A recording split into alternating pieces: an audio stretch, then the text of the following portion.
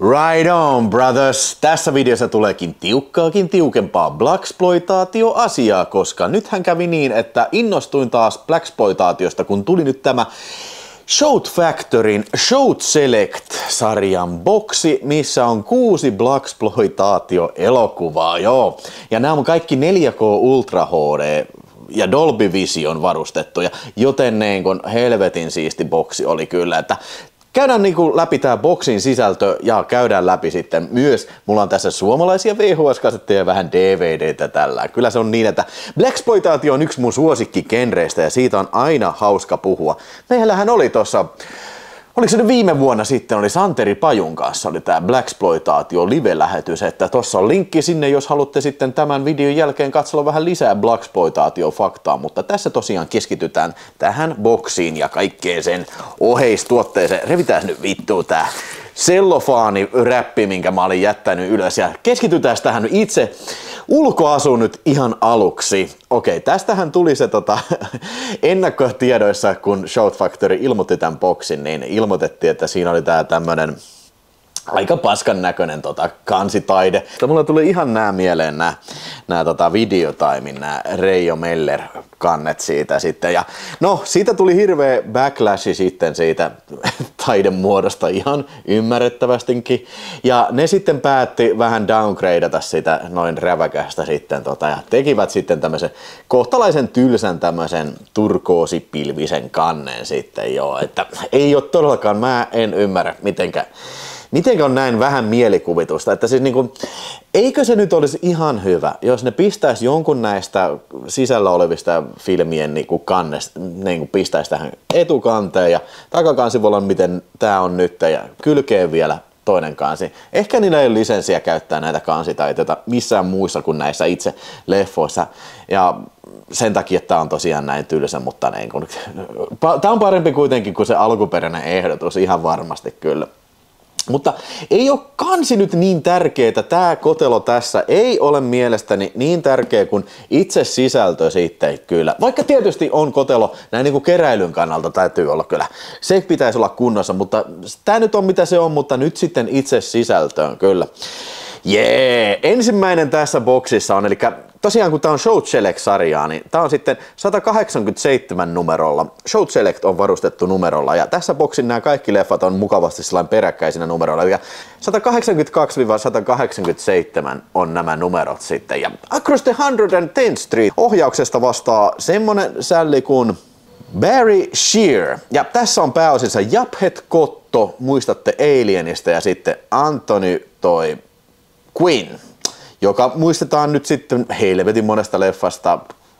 Ehkä nyt ekana mulle tulee mieleen, mä en tiedä miksi, mutta mulle tulee ekana mieleen Last Action Hero. Se on se hölmö hupsu mafiabossi siinä sitten, mutta tää ei ole mikään hupsu elokuva. Ja itse asiassa tää on tässä boksissa vähän ehkä tämmönen outolintu ja poikkeus. Tämähän ei oo mikään blaxploitaatio, mun mielestä semmonen genren ehkä parhaimpia edustajia.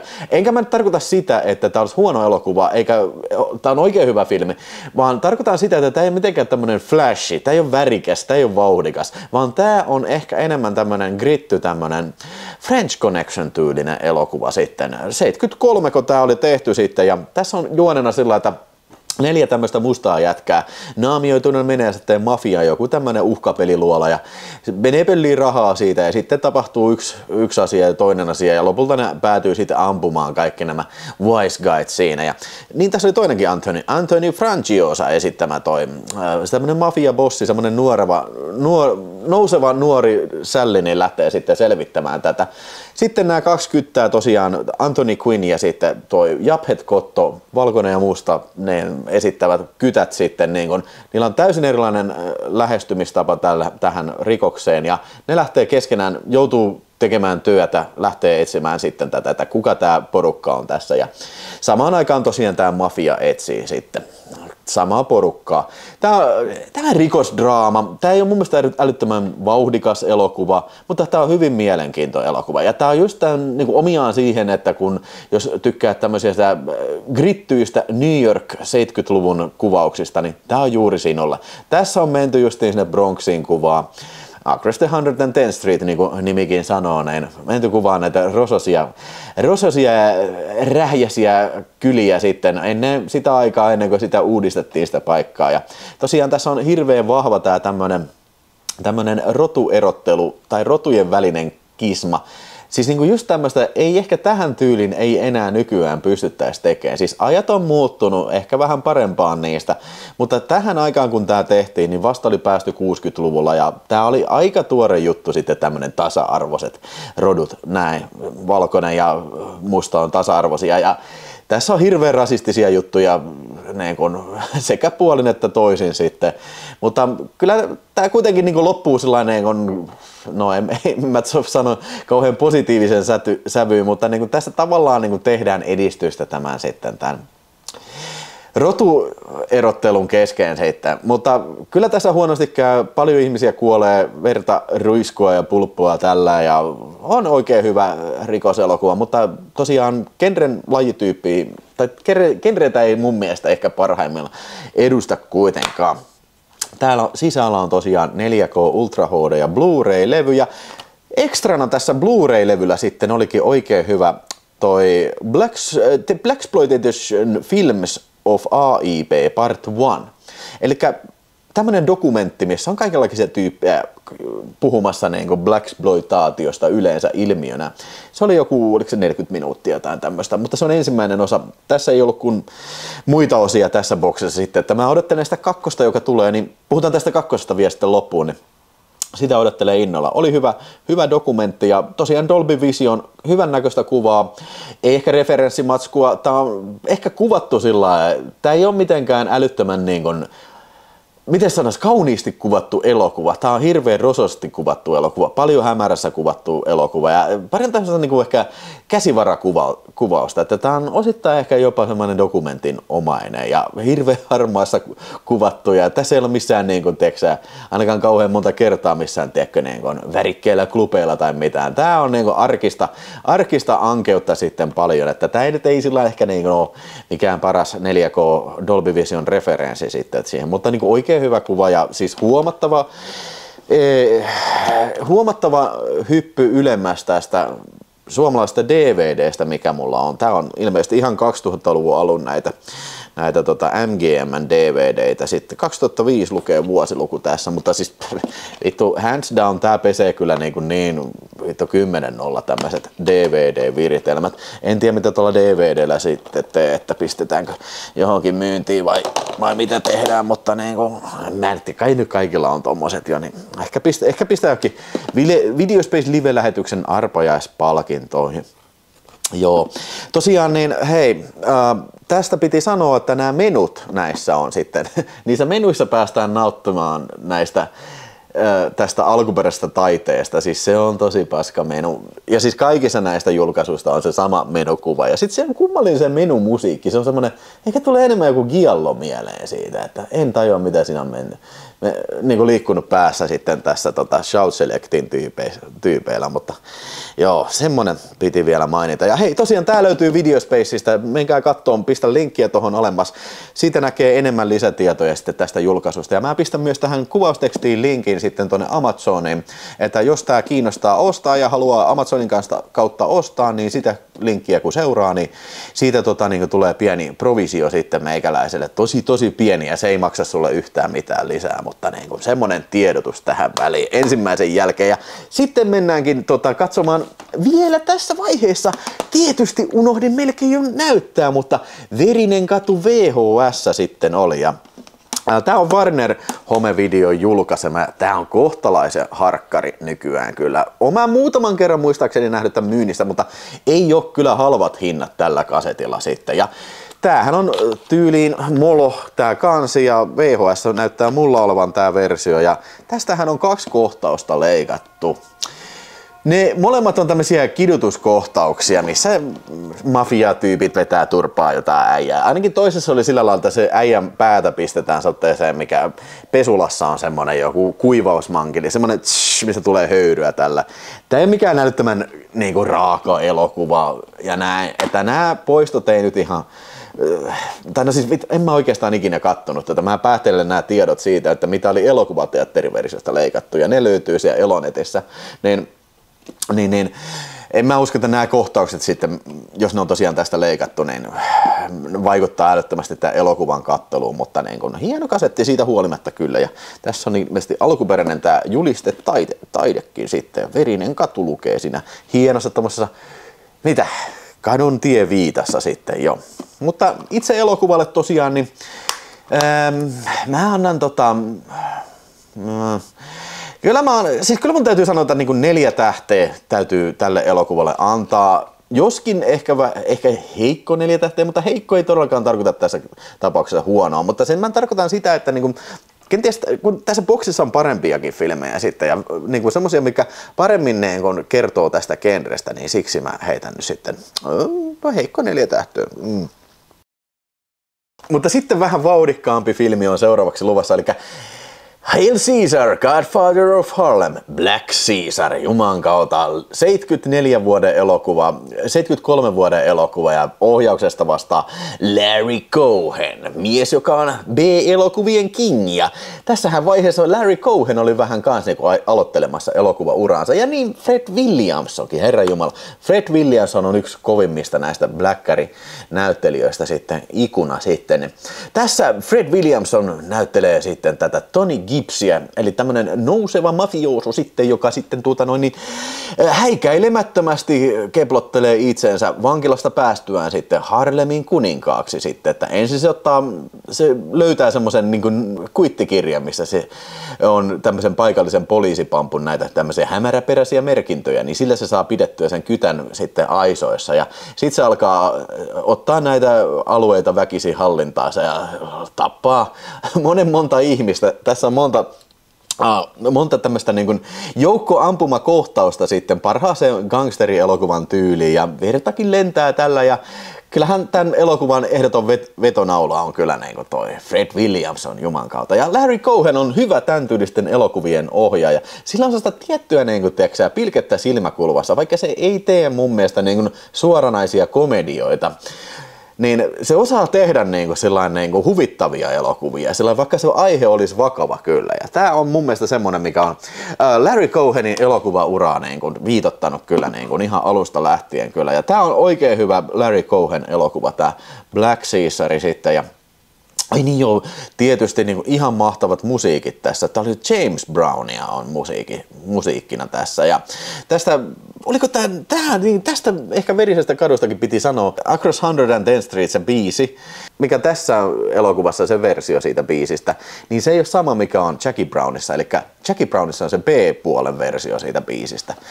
On sekin hyvä, mutta niin kun, mä muistan silloin, kun mä taisin nähdä tämän vähän sen jälkeen, kun Jackie Brown oli tullut, ja sehän oli hirveä hitti kaikkien mielestä, niin kun Blaxploitaatio oli ihan kingiä sen jälkeen, niin, ja nämä musiikit sit kaikki oli tosi kovaa settiä, niin oli hirveä pettymys, kun Across 110th Street, niin siinä ei soinutkaan just se sama, mikä tuossa Tarantino-elokuvassa. Okei, joo.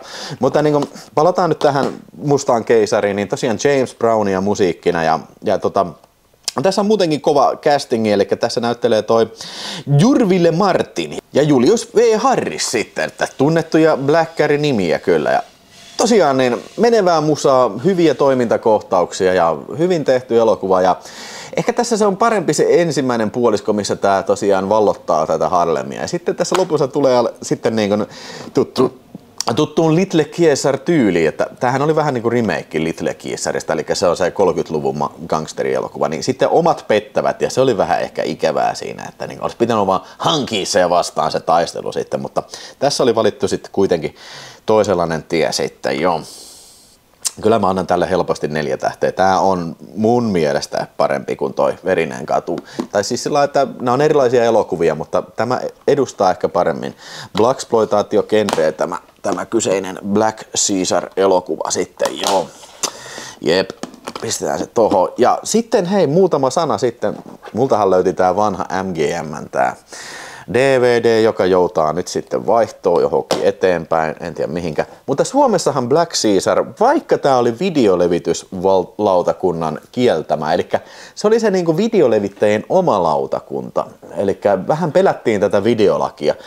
Että ne yritti tehdä tämmöisen lautakunnan, tämä videoalan yrittäjät, että se olisi pystynyt niin kuin sitten vähän niin kuin peittämään sen, tai siis niin kuin hoitamaan tämän ongelman, että ei tarvittaisi niin kuin tämmöistä valtiollista sensuurielintä sitten. Ja ne teki jonkun verran näitä päätöksiä, ja videolevityksen valvontalautakunta sitten niin pisti sitten kokonaan kieltoon tämän Musta keisari VHS:n. Mutta näytetäänpä ensin tästä tää Hollywood Home Video julkaisema Street Kill.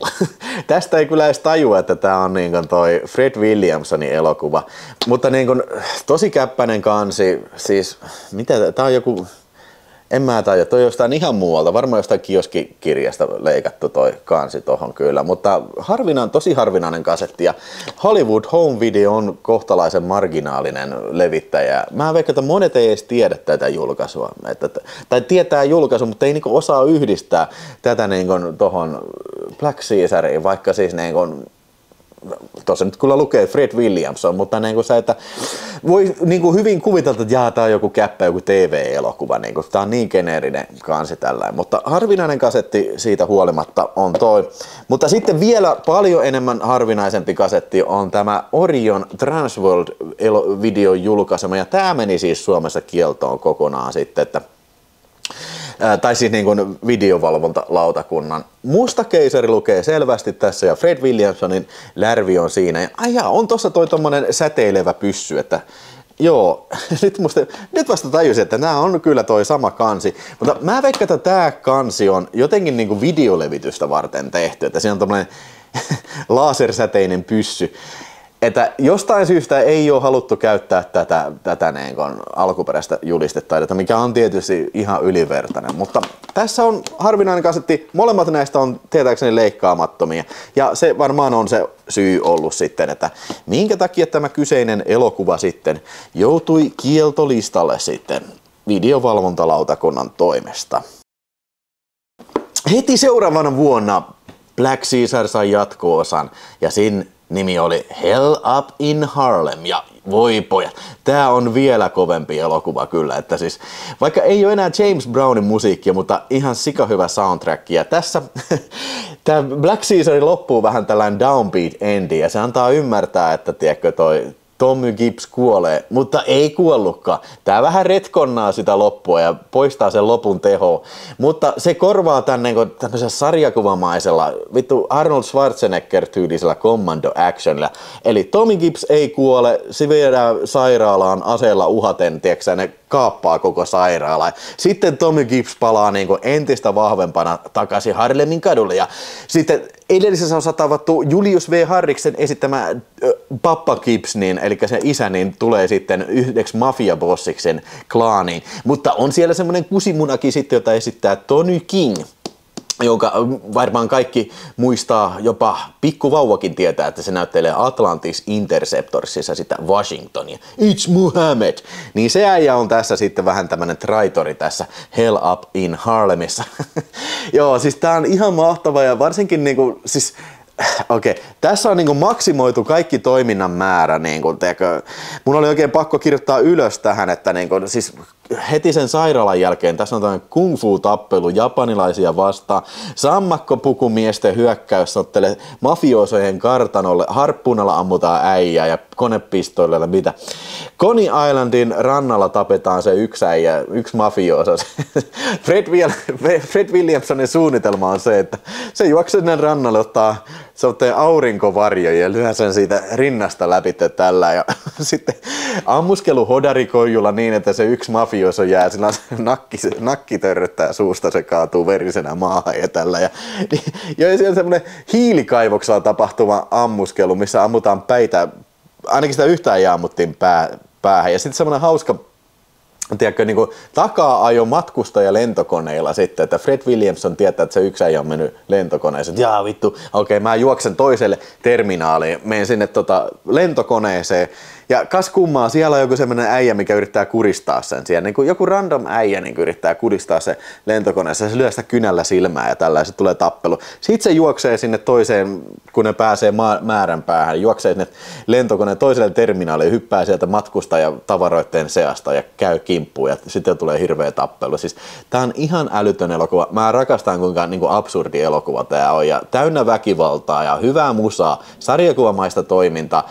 helposti niin kuin siis vielä kovempi kuin tää ensimmäinen, ja boksin kyllä parhaimmista. Olen nähnyt tämän monta kertaa ja tää oli jälleen kerran hieno nähdä tästä neljäkolta. Näissä on kaikissa tosi hyvä kuva. Mähän vähän ehkä kehuin, tai siis sanoin, että toi on huonosti vähän, tai sillä niin kuin raasti kuvattu toi Across the 110th Street, mutta näissä on mun mielestä, näissä Larry Cohenin, tää oli myös Larry Cohenin ohjelma tää jatko-osa, Larry Cohenin elokuvissa on tosi hyvä näköinen kuvanlaatu ja Dolby Vision ja kaikki niin oikein tekee niin hyvän extra punchin siihen kuvaan kyllä. Kontrastit kaikki, tummat sävyt kaikki on todella hyviä kyllä.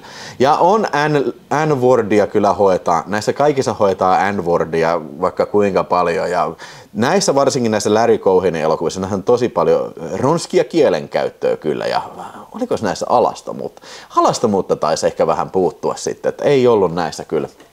Nyt mä en nyt oikeasti muista, enkä ole kirjoittanut ylöskään sitä tohon. Nämä on tärkeitä asioita kyllä. Mutta niin ihan ehdottomasti niin pelkästään jo näiden kahden takia niin tämä boksi on kyllä ihan ehdotonta kultaa kyllä. Semmoinen kummallinen asia, mitä mä tässä luin, kun mullahan oli toi Gorehoundi live tuossa vähän aika sitten, niin tässä Gorehoundissa, oho, voi saakeli tuohon, tarttu tuohon pöytään, täällä on hirveä hiostava ilma taas. Niin tässä lukee tässä lehdessä, eli toi 25 numero 1/97, niin tässä lukee, että Hell Up on harvojen herkkua. Suomi-versio on niin harvinainen, että kaikki eivät usko sen olemassaoloon. No kuule, mä en ole ikinä kuullut Hell Up in Harlemin Suomi-versiosta. Mä en tiedä ketään, jolla semmonen olisi. Joten nyt tehtävä sinulla, jos sinä olet Suomi-kasettien keräilijä, sulla löytyy niin kuin Hell Up in Harlemin suomalainen kasetti, niin jumalauta, ota muhun yhteyttä. Niin kuin. Mä en usko, että semmonen kasetti on olemassa. Mä en ole ikinä nähnyt mitään kuvaa siitä. Mä en tiedä, että kellään olisi semmoista, joten niin kuin mulle tietoa, jos tämmönen on. Sitten ehkä vielä parempi, tai no on parempi, on vieläkin parempi, Jack Hillin elokuva Coffy vuodelta 1973 ja herranjestas. Pääosissa on ehkä minun mielestäni kaikkien aikojen kovin blaxploitaatio supertähti Pamela Grier. Pam Grier, joka siis tuli sitten ehkä vielä paremmin tutuksi tuossa Jackie Brownissa sitten monta vuotta myöhemmin, mutta tässä hän näyttelee Coffyä, sairaanhoitaja, joka on saakeli vittuuntunut siitä, että hänen siskonsa sitten on joutunut sairaalaan yliannostuksen takia ja elokuva alkaa mahtavalla kohtauksella, missä Pam Grier iskee otteen paksukais musta huumekauppia, on menossa paneja, vetää tissit esille ja tällä ja sitten kun jätkä luulee saavansa persettä, niin ei käykään niin, vaan jätkä saakin sitten katkaistusta kaksipiippuisesta haulikosta suoraan naamaansa sitten ja pää räjähtää. Se on ihan mahtava alku kyllä tänne. This is the end of your rotten life, you motherfucking dope pusher.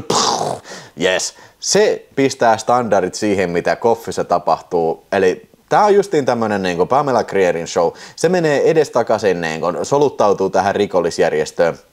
Mahtava kohtaus, missä se King George, kun se oli se parittaja äijä sitten, niin se soluttautuu sen yhden tyypin kämpille sitten, joka tai sen niin kuin siihen haaremiin ja sitten se tulee tappelu siellä niin kuin huoratalossa ja sitten Pam Grier piilottaa afroon noita partateriä ja sitten kun ne tappelee, niin yhden muijan kädet on täynnä partateriä ja luonnollisesti kaikilta revitään, tiedätkö, paidat yläosattomiin sitten tässä kohtauksessa. Ihan mahtava ja siis kun tää on yksi esimerkki vaan kaikesta siistiä, mitä tässä tapahtuu. Oli tää tankki Lesbo sitten kanssa, ketä vedetään turpaa. Ja sitten paljon on N-sanaa hoetaan tässä ja niin kuin sanottu, niin you motherfucker this, motherfucker that. Ja tää on ehkä mun suosikkihahmo, tää King George, niin tää on uskomaton sälli, siis niin kuin tää keltaisine tämmöisine haalareineen, niin kun, se on vaikuttava ilmestys kyllä, että siinä saa kyllä nauraa kyllä. Niin Robert Doguy oli tää näyttelijä. Itse asiassa se on tuossa Robocopissa, se on toi poliisipäällikkö. Ja se täytyy sanoa, että siis tää King Georgein toi kuolinkohtaus tässä on kyllä ihan ehdoton, että todella brutaalia meininkiä. Vähän sellainen lynkkausmentaliteetti. Itse asiassa tässä on hyvä aasinsilta tähän vielä takaisinpäin. Black Caesar ja Hell Up in Harlem. Molemmissa niiden loppuratkaisu on tämmönen vähän niin kuin lynkkausmentaliteetillä tehty, missä niin kuin musta sälli sitten alistaa valkoista bossmania niin sanotusti. Niin vähän samantyylinen on tässäkin sitten tää pelihenki kyllä tässä Koffissa. Ehdottomasti 4,5 tähteä, helposti suosittelen kyllä. Kyllä Koffia, ja Koffyähän julkaistiin kahdestikin Suomessa sitten VHS:llä. Tässä on tää harvinaisempi, tää OVC Videovisionin Armoton kostaja, löytyy tämän tyylisellä kansilla sitten alkuperäinen julistetaide, mikä on todella hienoa kyllä nähdä. Sitten ehkä vähän yleisempi on tää Filmwaresin Videotrake-julkaisu sitten, joka on vaan nimellä Koffy sitten. Molemmat on mun mielestä aika hienoja VHS ja molemmat on leikkaamattomia versioita. Ja sitten mä en oikein tiedä, oliko täällä mitään elokuvatarkastamon kanssa ongelmia. Mä luulen, että nämä on ehkä semmoisia elokuvia, mitä ei ole edes yritetty aikanaan Suomessa tuoda elokuviin, koska nämä on niin tämmöisiä marginaalisia, varsinkin niin kuin Suomen mittakaavassa. Ja sitten kun nämä on videolla ollut, niin nämä on julkaistu niin varhaisesti, että nämä ei ole sitten vissiin käynyt elokuvatarkastamon tarkastuksessa varmaan ollenkaan. Tämä on mun villiveikkaus vaan tässä. Ja sittenhän Future-filmi julkaisi kyllä tästä tämän DVDn sitten. Minnes vuonna tämä tuli? 2000-luvun, olisiko tämä puolivälissä sitten, ja ihan sairaan siisti, vaikka ei ole alkuperäinen taide, mä tykkään tästä Sliparin julistetaiteesta kyllä tosi paljon kyllä. Joo, niin hieno julkaisu tääkin, ja widescreen kuvalla toisin kuin VHS sitten.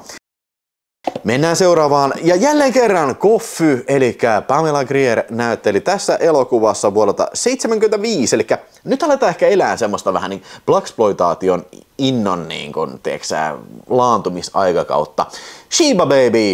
Sheba Babyssä Pamela Grier esittää tämmöistä Shebaa, tämmönen chicagolainen yksityisetsivä sitten, joka lähtee sitten kotikonnuille, se oli siellä jossain etelässä, en muista mikä sen paikan nimi oli, koska hänen isänsä joutuu sitten tämmöisen huligaanijengi hakkaamaksi sitten, ja se menee sitten vähän selvittämään, että mikä juttu tää nyt oikein on. Ja koska Sheba Baby on entinen kyttä ja nykyinen yksityisetsivä, niin hän on varsin kova otteinen sitten. Kyllä. Ja sitten se niin kun alkaa menee syvemmälle ja syvemmälle siihen, että mitä siellä tapahtuu. Ja vanhan Heilan kanssa sitten menee vähän paneskelee ja jne. Tämmönen aika tyypillinen tämmönen rikoselokuva kyllä. Ja tässäkin myös näytteli tosta Hell Up in Harlemista tuttu sanois nyt kukas tää nyt Willie Green. Mulla tulee aina mieleen Dolomitesta se hahmo, niin Willie Green. Mutta se ei ole Willie Green, vaan se oli Durville Martin näyttelee tässä. Se ottaa mafiosoa. Ja kaiken takana sitten on semmoinen valkonaama bisnesmies. Ja tässä seuraa lopussa sitten hieno tämmönen takaa-ajo sitten täällä niinku huvijahdalla. Siinä mennään noilla moottorikelkoilla lähdetään siellä joessa sitten. Tämmönen James Bond-tyylinen takaa-ajo. Tässä on ehkä vähän korkeampi budjetti kuin mitä yleensä on ollut blaxploitaatiofilmeistä, ja Pamela Grier ja juman kautta mikä rintavarustus ja kaikkia hyvän näköinen nainen ja karismaattinen nainen on todellakin erittäin vahva elinvoima tälle elokuvalle. Mä väittäisin, että Pamela Grierin suorituksen varassa tää pyörii, varsin keskinkertainen elokuva muuten, mutta niin kun kyllä te jaksaa helposti katsoa. Ja sekin, mikä tässä ehkä vähän harmittaa, on se, että tämä on niinku PG-luokituksen elokuva. Ja se tarkoittaa sitä, että ei sanota fuckia, ei ole alastomuutta, ei mitään. Mutta se on hauska, kun tämän ajan PG-elokuvia katsoo, niin siis kun tää oli vielä aikaa ennen PG-13, niin silti kaikki ampumiset ja kaikki niin kuin N-sanat, niin niitä viljellään koko ajan. Ampumiset on aina verisiä. Että niin kuin nykyään tää olisi varmasti R-ratingin elokuva sitten, jos tää tulisi uudestaan MPAA-syyniin sitten. Joo.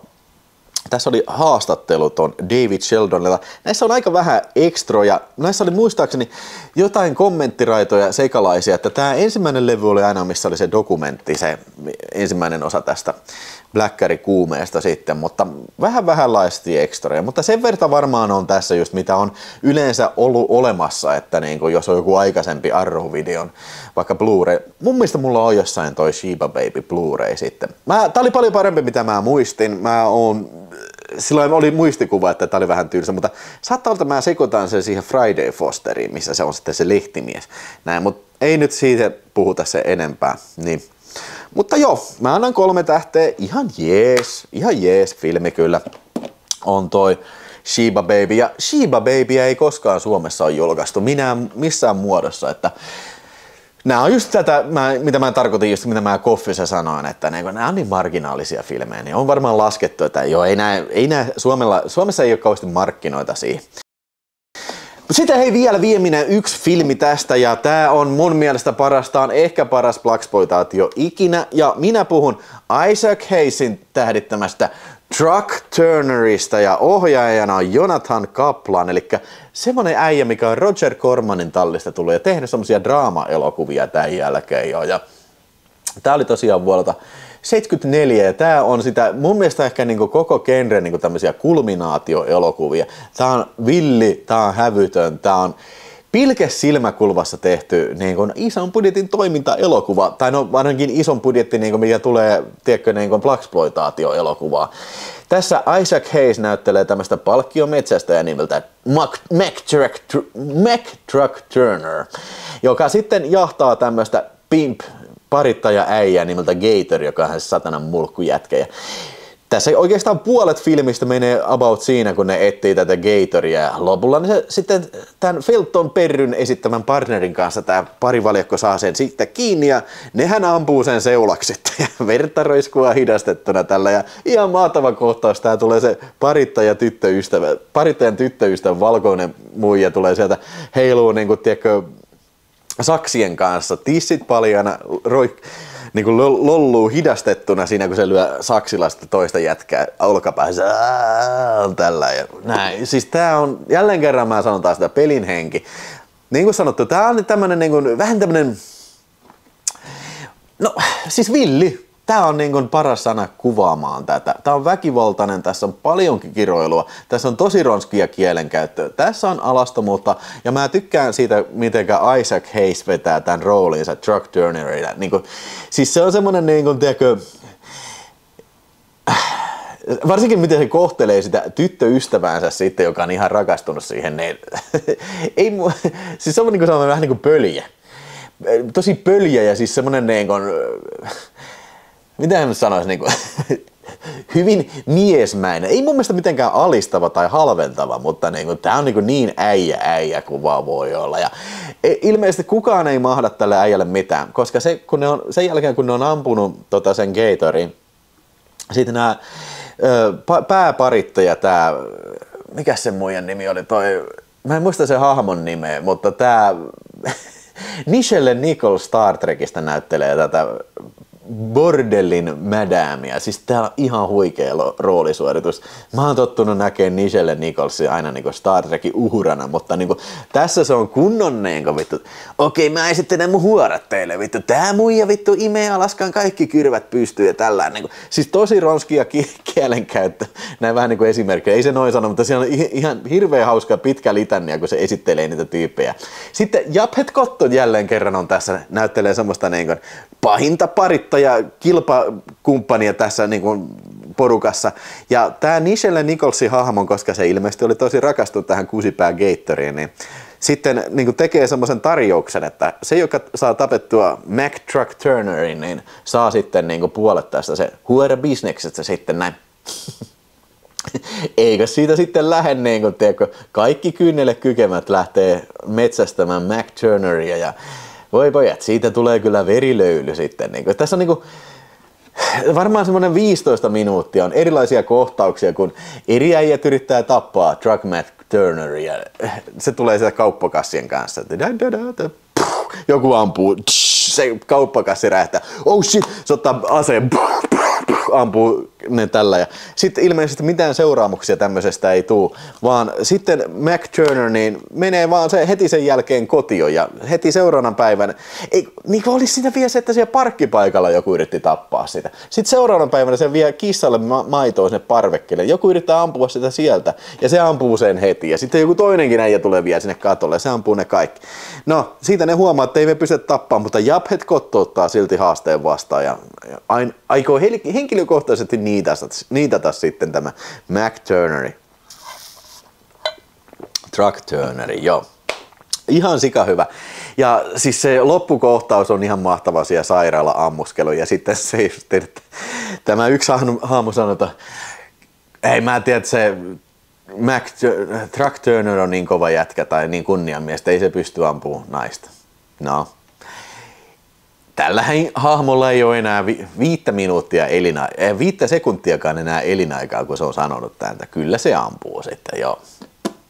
Mä kuuntelin kommenttiraidan, tässä on tämän Jonathan Kaplanin kommenttiraita, se on ainoa ekstra tällä levyllä.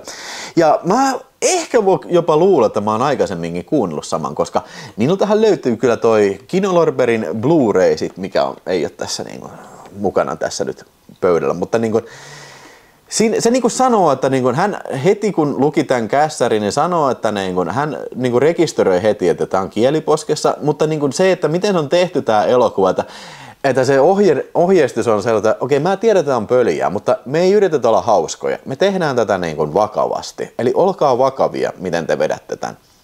Ja se on just oikea tapa tehdä tämän tyylistä niin kuin viihdyttävää action-elokuvaa, ettei niin kuin yritetä niin kuin heittää vitsiä, mutta siis kaikki, mitä tässä tapahtuu, on niin absurdia, niin siitä tulee niin kuin semmoinen hauska fiilis kyllä, että sen ei tarvi alleviivata sitä olemaan niin kuin väännellä naamaa tai mitään, vaan se kaikki tulee siitä ihan luonnostaan kyllä. Joo. Truck-Turnerikään, mun mielestä Truck-Turner taisi olla Suomessa kokonaan kielletty, ja sitä ei julkaistu videolla koskaan. Mikä on tosi sääli, koska tää on ihan parhaimmisto. Mutta Arsilta taisi tulla tää Hem-videofilm, Walters videon ruottalainen VHS-nauha sitten. Ja tältä se olisi about näyttänyt sitten varmaan, jos Suomessakin tää olisi tullut sitten. Että voihan se olla näin, että sen takia, että ei ole Suomessa julkaistu, vaikka mä en ihan päätäni pistään pantiksi, olisi tämä Suomessa kielletty, olisi tätä edes yritetty tuoda elokuvia. Mutta niin se, että niin kuin, ne on varmaan laskenut taas, että okei, tämä on vähän vähemmän tunnettu, että niin kuin, ja tätä tässä paketissa, niin ei nyt julkaista sitä, mutta huomaatte, että tässä on vähän sama värimaailma sitten tämän armottoman kostajan kanssa, että niin kuin, who knows, mä en tiedä mikä se syy on tässä, mutta niin kuin, tää on kuitenkin Ruotsissa julkaistu ja se löytyy VHS:llä ja no samahan kansi tässä taitaa olla kuin niin tässä, joo, wow, alright. Vitsi, tää olisi kyllä mun mielestä, siis jos siitä olisi suomalainen VHS, niin kyllä mä olisin sen hommannut kyllä. Ehdottomasti mun mielestä kovimpia Blackberry-elokuvia, mitä on koskaan tehnyt 4,5 tähteä tai jopa 5 tähteä sitten. Mä varmaan Videospace-arvostelun pistin 5 tähteä. Käykää tsekkaamassa sieltä Videospacesta meitsin arvostelu ja kirjoita oma sinne, jos innostut sen verran. Ja tästä hyvästä annan teille vielä yhden sitten bonuksen, Blackberry-bonuksen, koska samassa paketissa, mistä mulle tuli tää Blaxploitatio Classics Volume 1, niin samassa paketissa sattumalta sitten, en siis ajatellut tehdä mitään tämmöistä videoa, mutta tilasin nyt kuitenkin, kun tuli Warner Home Video Archivilta, tuli tää Treat the Hard Way, eli suomeksi hävityselokuva, niin tuli Blu-rayna sitten, niin Warner Archive Collection pistää aina näitä klassikkoja. Silloin tällöin tulee hyviä settejä kyllä niin kuin heiltä pihalle. Ja tuttuun Warner Archive-tyyliin niin ei ole mitään ekstroja eikä mitään, mutta tässä sanotaan, että nyt on ensimmäistä kertaa pitkä theatrical-versio kyseessä ja mä kerron, mitä tämä tarkoittaa sitten. Tässä elokuvassa on ihan mahtava juoni. Jim Brown, Fred Williamson ja Jim Kelly on 3 tästä sikakovaa kaverusta sitten, jotka en nähnyt vähän aikaa. Ja sitten tämä Jim Brown sitten, sattumalta sen kaveri löytyy, sitten tulee henkitoreissaan pyytää apua ja sitten vittu mä tiedän suunnitelmaa, just tänään.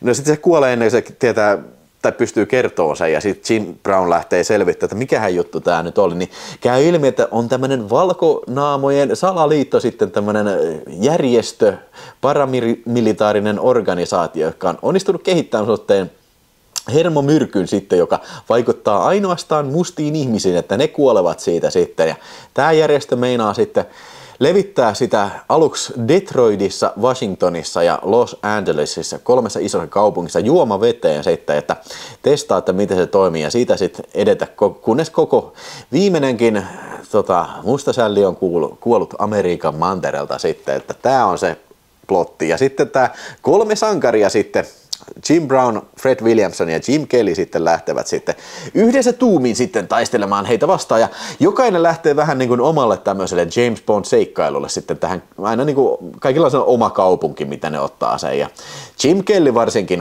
sehän oli Bruce Leen kanssa tuossa Enter the Dragonissa, sillä on pari erittäin hauskaa martial arts matsia tässä ja tässä on paljon actionia ja paljon tämmöistä machismo-asennetta kyllä. Se mikä tässä on vähän huono tässä elokuvassa se, että tämä yhtä kohtausta lukuun ottamatta, tämä voisi olla PG-elokuva. Siis niin kuin, tästä puuttuu semmoinen niin kuin särmä, siis semmoinen, tässä ei vaikka N-sanaa hoetaan ja vaikka niin kuin tässä on verisiä ampumisia tällä, mutta niin kuin tämä kielenkäyttö ja alastomuus tässä ei ole juuri yhtä, paitsi siinä yhdessä kohtauksessa. Siis muuten taas ihan kiistatta, niin kun, jos tässä olisi vielä vähän ehkä ronskimpaa kielenkäyttöä, niin taas mun mielestä niin kun siellä ihan blaxploitaatio ykkösenä, mutta ei tämä nyt tällaisenäänkään kamalan kauas kyllä putua näistä blaxploitaatio ihan kärkikasteista kyllä. Se mikä tässä on tämä, mikä tässä ei ole, tämä suomalainen aika harvinainen tämä Marian videon Alandia-videojulkaisu hävitys sitten, niin mä en kyllä ikinä tajunnut tätä nimeä hävitys, Treat the Hard Way, niin miten niin hävitys, mutta joo, kai se niin sitten siihen niin liittyy siihen, että niin hävitetään rotu pois maapallolta.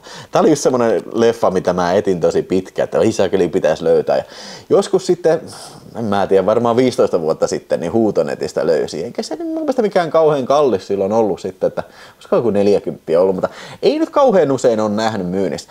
Mutta tällä kasetilla on siis se lyhennetty versio, eli siinä kävi jotenkin niin, mulla ei ole tietoa tapahtumien kulusta, mutta tämä julkaistiin R-ratingillä elokuvateattereihin, sitten sitä trimmattiin se yksi kohtaus pois. Ja ehkä se yksi F-bombi, mikä tässä on, en ole siitä varma, mutta sitten se tuotiin niin kuin uudelleen ja se versio on ilmeisesti levinnyt sitten kaikkiin videoversioihin. Mun mielestä siinä DVD, mulla oli joskus se 4 DVDn kokoelma, mitä mulla ei enää ole, mä en pysty tarkastamaan, niin mun mielestä siinä oli jo se kohtaus tallessa. Jos jollain on se semmoinen Warner Brosin 4 DVDn collection, niin tarkasta sitä se kohtaus. Ja nyt se kohtaus sitten, minä tarkoitan kohtausta, jossa sitten toi Fred Williamson ja Jim Kelly sitten saa niistä yhdestä valkonaamasta kiinni ja sitten hommaa sinne paikalla. 3 muijaa sitten niin kiduttaa sitä ja nämä on tämmöisiä SM-muijia, ne vetää tissit paljaaksi ja sitten ilmeisesti alkaa niinku armottaa raiskaan tätä valkoista miestä sitten. Voi mies parkaa. Mutta se, mitä tässä versiossa on leikattu, on kaikki viitteet siihen, että ne on alasti. Ja mä sanoisin, että se on varmaan ehkä vähän reilu minuutti pois matskua. Mutta tosiaan tässä se on, ja mä veikkaan, että siinä DVDllä se oli kanssa sitten. Mutta jos jollain se DVD on, niin kirjoittaa siihen alas sitten, löytyykö se kyseinen kohtaus. Ja se tekee tämän kyllä, niin kuin nostaa vielä enemmän respektiä sinne. Jos muutenkin tässä olisi ollut vielä vähän enemmän punchia, niin tämä menisi kyllä, mutta ja sekin vielä pitää sanoa, että se loppukohtaus tässä elokuvassa, niin se tuntuu jotenkin hirveän hätiköidyltä. Että siis mun ihan oikeasti mun piti kelata taaksepäin, että hetkinen, kuoliko se pahis tässä ollenkaan? Ja kyllä se kuolee. Se tapahtuu vaan niin kuin, tiedätkö, ilman mitään seremonioita siinä, niin et sä oikein niin kuin, tiedätkö, edes välttämättä, jos sä niin kuin, räpäytät silmiä, sä voit missata se. Se on vähän niinku tylsä, koska tässä pedataan niinku hyvää tämmöistä racial tensionia kyllä, että siinä olisi pitänyt ottaa joku nyrkkitappelu, tässä mahdollisesti pitänyt olla vielä joku tiukka niinku, tiedätkö, pahiksen oikea käsi sitten ja ellei jopa 2, niin sitten kaikki saisi niinku kunnon niinku, näistä sankareista, 3 sankarista, kaikki saisi kunnon tämmöisen nyrkkimatsin sitten semmoisen niinku, tiedätkö, sankari viimeisen lopputaistelun niinku, omalla kontilla. kontollaan, niin musta tuntuu, että olisiko se jotenkin niinku rahat loppunut kesken tai jotain, että ne on joutunut sen vähän juosten kusta sen loppuun. En tiedä, mutta se jättää kyllä vähän toivomisen varaa, mutta joo, huippufilmi siitä huolimatta, tai ihan hyvä, mutta voisi olla vähän parempi. Mä annan tälle Treat the Hard Waylle, niin pistetään sille 3,5 tähteä kyllä, että tässä oli monta parempaakin. Ja mun täytyy kyllä sanoa, että tämä Blaxploitation Classics, niin tässä on todella hyviä filmejä kyllä, että niin kun ihan genrensä parhaimpia. Ja tuskin maltaan odottaa sitten sitä seuraavaa boksia, jossa on jälleen kerran taas 6 filmiä 4K-masterointina sitten. Ja jos on yhtään näin hyvää settiä jälki, niin siitä tulee tosi hyvä. Seuraavalla tulee olemaan sitten toi Foxy Brown, Friday Foster. Sitten oli Slaughter ja Slaughter's Big Rip-Offi. Ja sitten oli Booktown ja Cotton Comes to Harlem. Pistän siitäkin tietoa tuohon Videospaceen. Pistän linkin tonne kuvaustekstiin, joten mene katsomaan sitä nyt. Ja nyt sitten kommentoin myös, mitä mieltä olet Blaxploitaatiosta ja onko tämä hommattu tai onko yleensä nämä elokuvat tuttuja.